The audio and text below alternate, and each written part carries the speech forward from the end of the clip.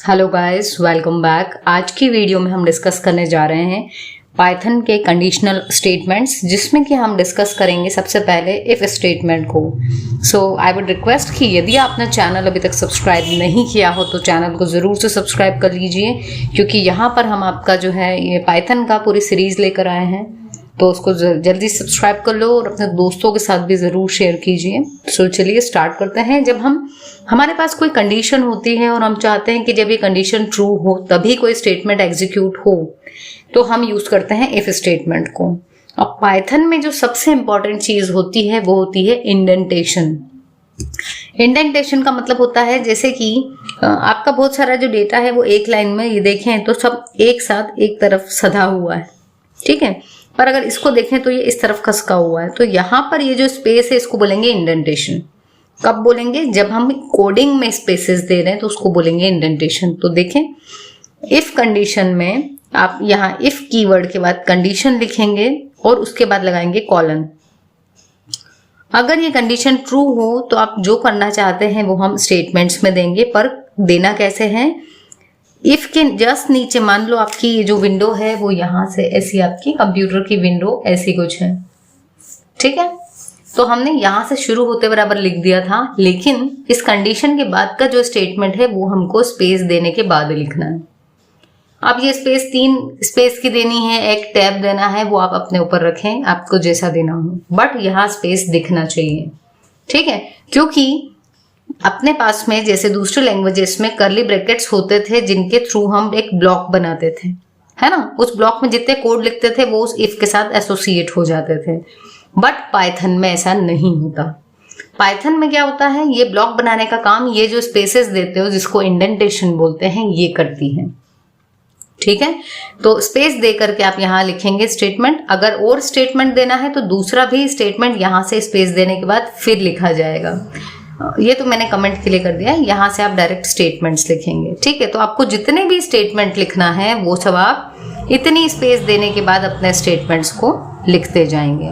तो ये स्पेस ये बताएगी कि ये जितने भी स्टेटमेंट्स जो एक जैसे स्पेस के बाद लिखे हैं वो इस इफ के साथ में हैं, मतलब इसके ब्लॉक में है, ठीक है। सो ये आपको ये बताया भी हुआ है कि पाइथन क्या यूज करता है, indentation to identify a block. अब यहाँ पर हमने क्या किया है, एक एग्जाम्पल ले लिया है जिसमें हमने एक वेरिएबल लिया है।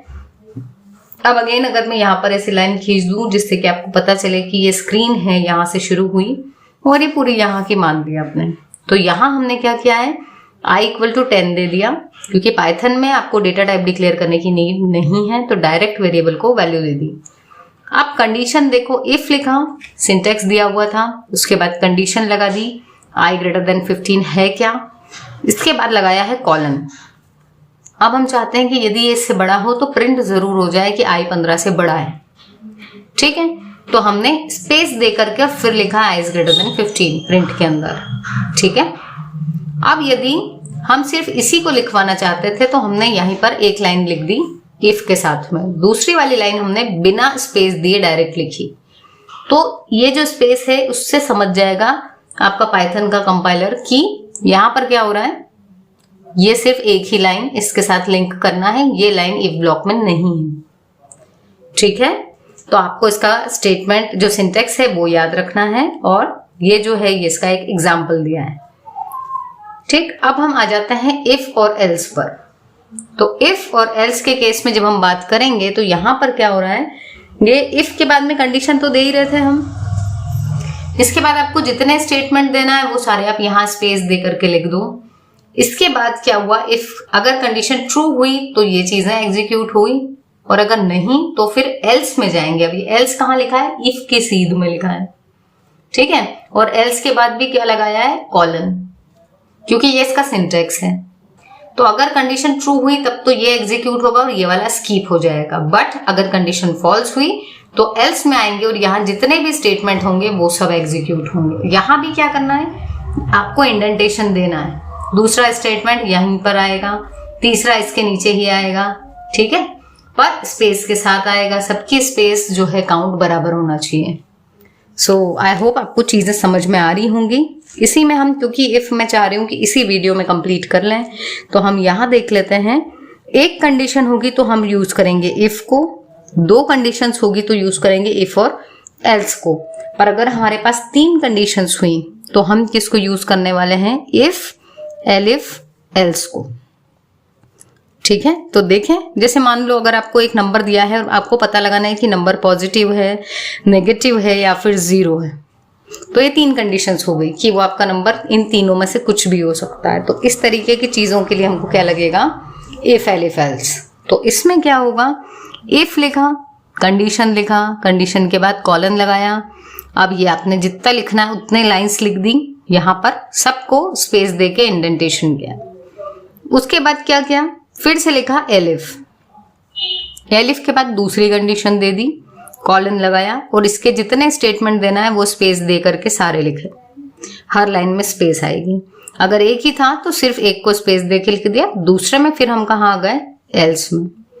ये तीनों एक सीध में दिख रहे हैं हमको, बट इनके लिए जो ब्लॉक बनेगा वो आगे खसक के बनेगा और यहाँ पे फिर आपका एल्स का आ गया। तो यदि हमको चेक करना है कि नंबर पॉजिटिव है तो हम लिख देंगे इफ, कंडीशन में जो भी नंबर हो आपका वेरिएबल उसको चेक कर लो ग्रेटर देन 0। अगर बड़ा 0 से बड़ा है तो हम लिख दें प्रिंट, क्या करवा दें? पॉजिटिव। एल्स इफ में आप लिख दो, यहाँ चेक करवा लो क्या वो लेस देन 0 है, यदि है तो यहाँ प्रिंट करवा दो नेगेटिव। अदरवाइज ना वो बड़ा है, मतलब सॉरी, ना वो पॉजिटिव है ना वो नेगेटिव है, दैट मीन्स वो 0 है, तो यहाँ आके 0 प्रिंट करवा दिया। अब हम आ जाते हैं हमारे लास्ट टॉपिक पे आज के, जो है नेस्टेड इफ। नेस्टेड इफ जैसा कि नाम से ही समझ में आ रहा है, इफ के अंदर दूसरा इफ। ठीक है, तो if condition they the, colon लगाया। अगर ये कंडीशन ट्रू हो, कई बार ऐसा होता है ना कि आप 2 चीजों को लेके चलते हैं कि यदि कल बारिश नहीं हुई और मेरा दोस्त भी आया तो मैं कॉलेज जाऊंगा।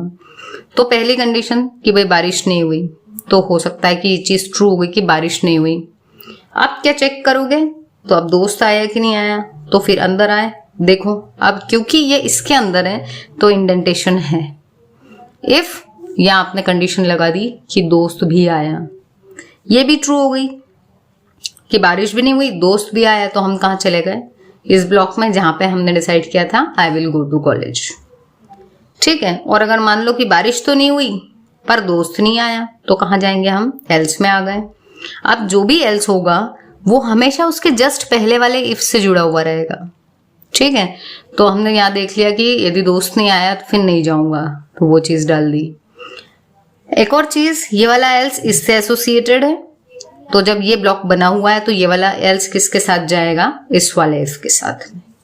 ठीक है, सो आई होप आपको वीडियो समझ में आई होगी। तो हम मिलते हैं अपने नेक्स्ट वीडियो में, और तब तक आप कमेंट करके जरूर बताओ यार, पाइथन पे कोई कमेंट नहीं आ रही, मोटिवेशन नहीं मिलती, फिर मन नहीं करता है कि फटाफट वीडियो बनाए। कमेंट्स कीजिए ताकि इसके अपन सिलेबस को फटाफट खत्म करें यूट्यूब पर भी। So thank you so much for watching. मिलते हैं अपने नेक्स्ट वीडियो में।